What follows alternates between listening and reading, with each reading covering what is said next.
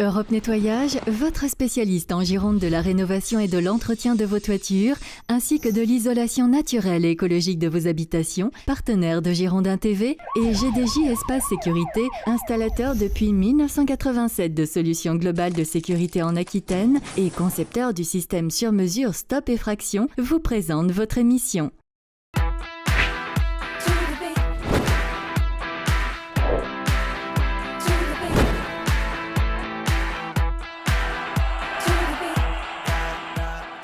Bonsoir à tous, bienvenue dans le Clubhouse de Girondin TV. Ravi de vous accueillir pour ces 35 minutes d'information en marine et blanc au théâtre. Ce soir, dans quelques instants, notre premier invité, Marius Trésor. Avec lui, nous allons revenir sur la 33e journée de Ligue 1. Le match nul obtenu par les Girondins de Bordeaux face à Ajaccio. C'était samedi dernier. Et également invité de cette émission, Monsieur Jussier. 7e but face à Ajaccio.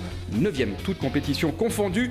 Également Abdou Traoré, auteur d'une prestation plutôt convaincante. On en discutera dans quelques instants avec Marius Trésor. Vous assisterez également aux conférences de presse tenues après le coup de sifflet final, celle de Francis Gillot, la réaction de Cédric Carasso qui n'était pas capitaine samedi dernier.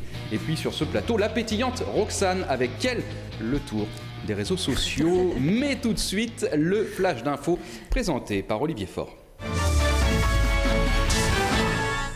Bonjour Emmanuel, bonjour à tous, ravi de vous retrouver pour les dernières infos des Girondins de Bordeaux. Reprise de l'entraînement pour les hommes de Francis Gillot, juste derrière moi, après leur match nul. On le rappelle, le week-end dernier, un but partout du côté d'Ajaccio. Bordeaux conserve sa 7e place au classement. On rappelle le buteur côté bordelais, il s'agit de Jussier pour son 7e but de la saison en championnat. Le prochain match pour les Girondins, ce sera ce dimanche en raison de la finale de la Coupe de la Ligue. Samedi soir opposant le Paris Saint-Germain à Lyon. Dimanche donc réception de Guingamp au stade Chaban-Delmas. Notez qu'une opération billetterie a été mise en place pour cette rencontre.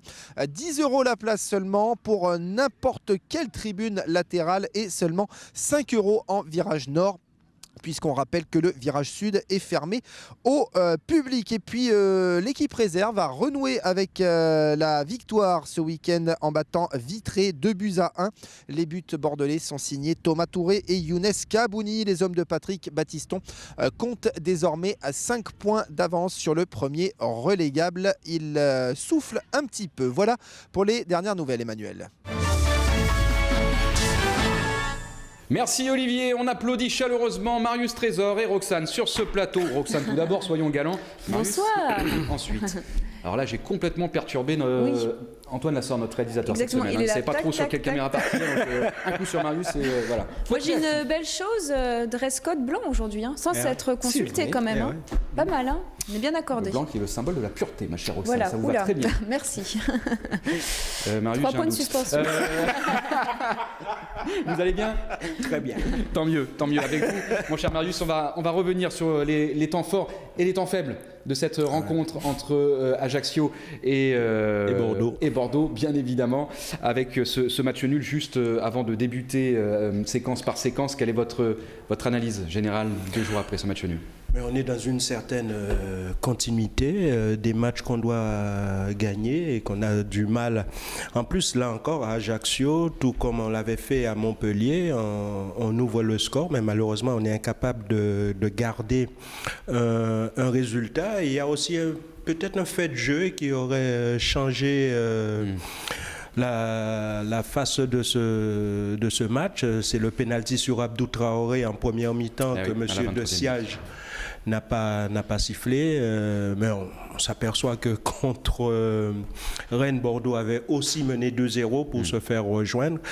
Donc quand on regarde bien le match, on s'aperçoit quand même que Ajaccio a eu beaucoup plus d'occasions que les Girondins, bien qu'on ait eu la possession de balles en notre faveur. Allez, sans dévoiler l'intégralité des propos de tous les supporters qui ont réagi, des réactions plutôt mitigées malgré tout. Voilà, Roxane. de la déception, mais il y a toujours quand même des supporters derrière leur club, voire des réactions encourageantes, et certains supporters se satisfaisent, on peut dire, de ce match nul. Voilà. Bon, tant mieux. Mitigé donc. Mitigé. Voilà. Et pourtant, c'est une série de 4 ou 5 matchs nuls. Et il faut remonter 2 ans en arrière pour connaître une série identique.